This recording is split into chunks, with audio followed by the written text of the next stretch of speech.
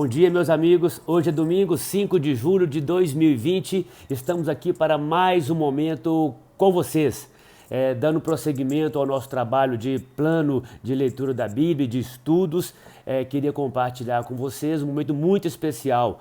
Mais para frente, para alguns domingos mais para frente aí, vamos falar de Salmos, né? Eu queria fazer uma preparação, um preâmbulo para chegarmos em Salmos. O importante é entendermos o conteúdo, né? Mais do que uma forma literária, uma forma musical, hinos, orações e louvores contido em Salmos, eu queria falar de conteúdo neste momento. E para falar de conteúdo, o mais importante é o quê? É falar dos personagens, né? 75 a 80% do conteúdo que está em Salmos está centrado em dois personagens, Moisés e Davi.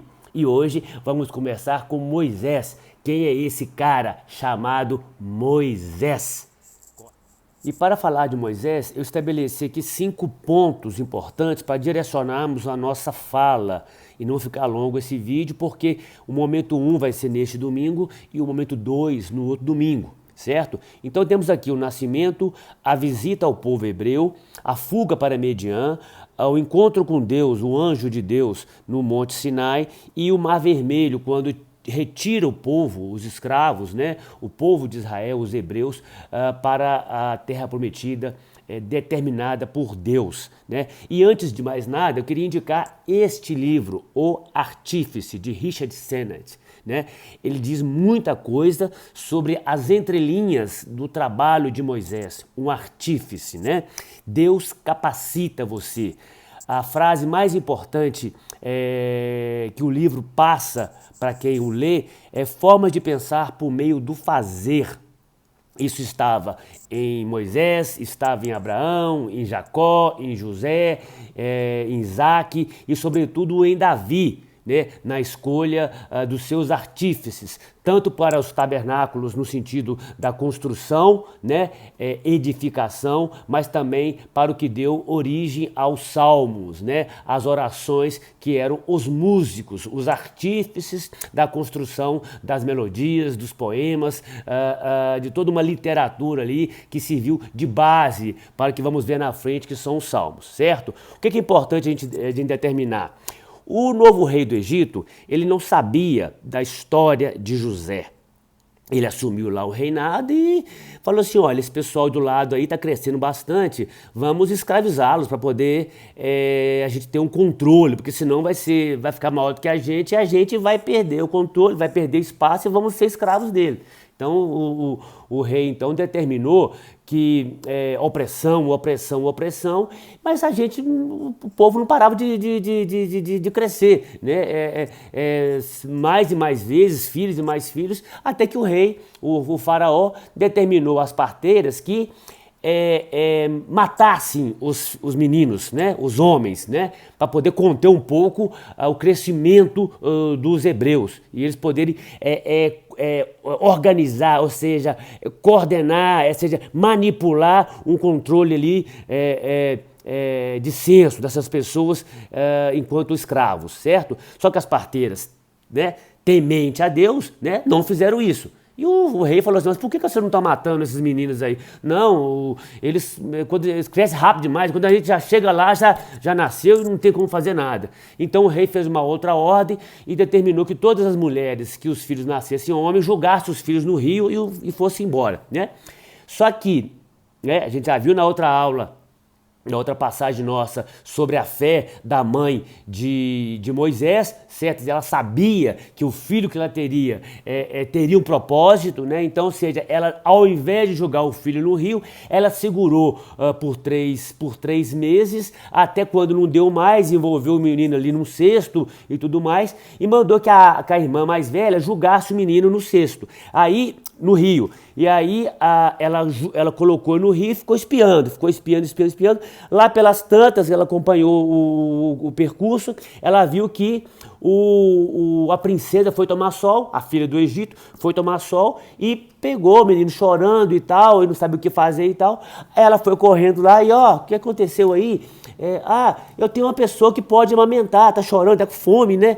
Ela falou, então tá, amamenta pra mim então. Ela foi e pegou o menino de volta, por ordem da princesa, e deu que a própria mãe amamentasse o Moisés. Bom, Moisés cresceu e aí a mãe foi lá e devolveu o filho dela mesma para a princesa. Ó, tá aqui, eu cuidei, amamentei e tal, toma aqui, pode cuidar. E Moisés então cresceu no palácio, né? Com todas ali as prerrogativas de ser um cara soberbo, arrogante, pô, já tinha tudo, né? Filha da princesa, adotada, entendeu? Assim, o pai, o padastro, o rei, né? O faraó e tudo mais. Então, ou seja, por que ele podia sair desse contexto, né? Mas, né? A mãe tinha sentido, né, a presença de Deus sobre quem seria Moisés. Moisés também entendeu o papel que ele teria, seja por intuição ou seja por uma outra situação divina, que nós temos isso muito claro no propósito de Deus e na fé, entendeu? Ele foi lá, no segundo momento, foi visitar os hebreus e viu que tinha lá um egípcio, né, espancando o hebreu. Ele se indignou rapidamente, foi lá e matou na hora o egípcio, né? Ou seja, teoricamente o seu co-irmão, né? E enterrou e tudo mais. No dia seguinte foi passear por lá, aí tinha dois hebreus brigando. Eu falei, mas por que vocês estão brigando? Aí o hebreu falou assim, quem é você? Você agora virou juiz, né? Já não basta que você matou um cara ontem? Aí Moisés deu aquela assustada. Falei assim, pô, já tá sabendo, né, que eu fiz ontem, e de fato estava sabendo, chegou ao padrasto, ao rei, o que ele tinha feito, e a ordem era matar Moisés. Moisés então foge, ficou lá numa região de Midian, né? Tava num poço, aí veio lá umas mulheres tomar água e os pastores mandaram as mulheres correrem e tal. Moisés foi e interviu, né? Ou interveio nesse sentido, a palavra correta, e ele pegou e as mulheres voltaram para casa e falaram para o pai, o Reuel, houve isso, o homem foi lá e nos ajudou. E, que moço é esse? Chama lá, vamos trazer para cá e tal. E aí Moisés ficou próximo a esse Reuel, né? Reuel depois apresentou a filha Zípora para ele, casou, teve um filho Gerson, mas aí lá pelas tantas ele foi lá no Monte Sinai e viu um arbusto pegando fogo. E aí, pô, que detalhe é esse, né? Tá pegando fogo, mas que fogo é esse que não consome o arbusto, né? E aí ele vai, aproxima e o anjo fala assim, opa, Moisés, que a passagem é muito linda, Moisés, aí quando Deus revela por meio do anjo, né? Oi, Moisés, eu sou o Senhor, né? Sou o Senhor, né? E aí se eu sou pai, né, de Abraão, de Isaac, de Jacó, né? Eu preciso que você volte para o Egito, porque o seu povo continua sendo escravo, né? Mas aí Moisés fala, mas quem sou eu, né? Quem sou eu para ir lá e lutar contra o rei, para tentar salvar meu povo da escravidão? Aí fala lá que eu sou. Você sou eu sou Javé, né? E Javé Jirê, né? Eu sou o Senhor que vou providenciar. Tá isso lá claro na passagem de Abraão, quando Abraão vai matar o filho Isaac, e aí o anjo aparece, não precisa mais fazer isso, que eu sou, né? Que eu sou o Javé, eu sou o Senhor e eu sei que você tem fé, que você é temente a mim. Então Deus mostra para ele a sua força, porque a capacidade, quando Deus capacita as pessoas, há uma incredulidade da nossa parte. Isso é fato.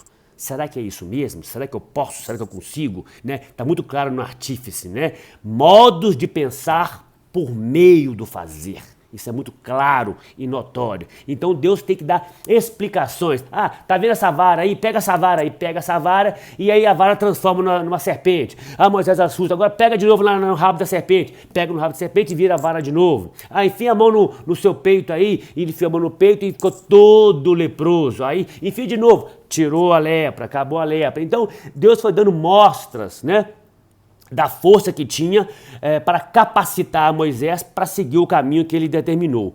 Aí chega um ponto que Moisés diz assim, pô, mas eu sou fraco nessa questão, assim, eu não sei falar. entendeu? É assim, eu não consigo, né? Assim, aí Deus fica irado com ele, pô, e seu irmão? Arão, fala bem, né? Então, ó, chama Arão lá e ele vai ser seu interlocutor. Aí faço uma brincadeira aqui. Nesse momento, quando Deus não abre mão de Moisés, não abre mão de Moisés, mas irado, aceita que Moisés, ou seja, sugere que Moisés chame seu irmão Arão por ter mais trato com a palavra, com a oralidade. Então, nesse momento surge aqui o Relações Públicas, né? O assessor de imprensa, ou seja, aí Moisés vai lá no quarto momento, né? No quinto momento, ele vai conversar com o faraó. Só que ele vai lá e Arão é o seu Relações Públicas. Então Moisés, então, ele faz tudo que Deus falou. Olha, preciso tirar esse povo daqui, vou levá-los para um outro lugar, um lugar determinado por Deus, né? Então, e Deus falou com ele assim, olha, mas você vai chegar lá e eu vou endurecer o coração dele. Ele não vai aceitar facilmente. E cada vez que eu endurecer o coração dele, eu vou mandar pragas. Então nós temos aqui a famosa passagem das 8 pragas, né? Fala 7, fala 10, 12, são 8 pragas, né? Temos sangue, rãs, piolhos, moscas, animais, feridas, granizo e, por fim, gafanhotos. Toda vez que Moisés ia lá suplicar, pedir para tirar o povo, para que ele liberasse o povo para sair, ele não aceitava, porque Deus endurecia o coração, e aí era uma praga, até quando o rei falou assim, não aguento mais, pode ir embora, então, não sei o que, aí pode ir embora, e aí temos a passagem, famosa passagem, né? Deus, eu sou o Senhor, eu sou Javé, eu estou com o Senhor, eu sou você, você sou eu. Então, a famosa passagem, né? Quando Moisés, então, chama o povo para caminhar com ele, então, todo um processo, né, de vontade, de força, de unção, né? No momento assim, agora levante a vara, e aí vai abrir o mar, e aí o faraó, depois de 8 pragas, ele achava que ele ainda poderia chegar lá e puxar o povo de novo e tal. Então abre o mar vermelho, né? Ou seja, Moisés é um instrumento de Deus para que isso aconteça, abre o mar vermelho, e aí na medida que eles vão passando por terra seca, né? Da mesma forma que vai caminhando, Deus já cria um outro movimento que o rei manda o exército, as carroças, os cavalos seguirem para poder reverter, mas aí, da mesma forma que abre um caminho, outro vai fechando e vai consumindo todo o exército egípcio neste momento. O que eu queria falar nesse ponto aqui, para deixarmos claro para o segundo momento. Deus capacita você. A dificuldade, o entendimento, todo um propósito de Moisés, tem aqui umas 10, 12 páginas que contam em 11 minutos o que eu falei. Para que a gente possa entender todos os caminhos, né? Todos as prerrogativas do entendimento de buscar Deus, né? De ter temor a Deus. Né? Porque é importante entendermos que isso não é uma situação de boca, né? De falar. Tem uma coisa aqui que eu achei legal para separar, que ele fala assim, portanto um processo de amadurecimento espiritual. Êxodo 33:13. Moisés fala com convicção agora. Se é verdade que te agradas de mim, permita conhecer teus caminhos para que eu te conheça melhor. Então, meus queridos,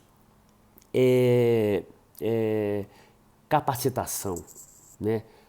Quem está capacitado, focado no entendimento da palavra de Deus, isso sem piegas, porque às vezes hoje tem que ser cool, tem que ser bonito, né? Não bonito por ser falar, tem que ser tocar o coração.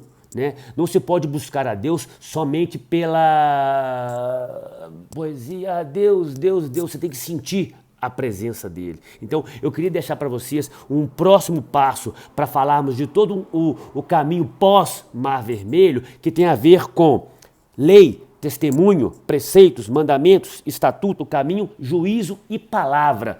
São todos esses elementos constantes nos Salmos. Então, ou seja, essa aula de hoje, essa esse bate-papo nosso de hoje, o bate-papo de semana que vem, mais a aula de Davi, vão ser elementos ricos no entendimento do que serve os Salmos, né? Como que Deus é maravilhoso. Muito obrigado mais uma vez, fique com Deus.